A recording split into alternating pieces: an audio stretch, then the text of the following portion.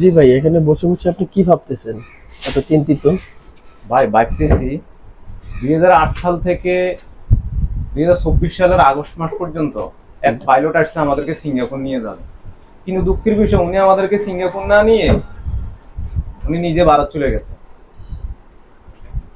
2024 সালের 5 আগস্টের পর আরব পাইলট আসছে আমাদেরকে আমেরিকা নিয়ে যাবে। 2026 সালের ফেব্রুয়ারি মাসে কি আমাদের কি আমেরিকা নিয়ে যাবে না নিজে আমি যায় আসি আমরা আরেক বিপদে।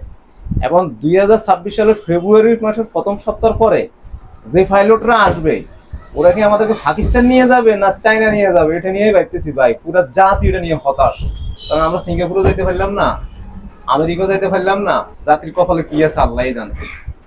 আমাদের কোথাও যাওয়ার দরকার নাই, আমাদের বাংলাদেশটা ভালোভাবে বাংলাদেশ থাকুক, স্থিতিশীল থাকুক, আমরা বাংলাদেশে থাকতে চাই। কি বলেন?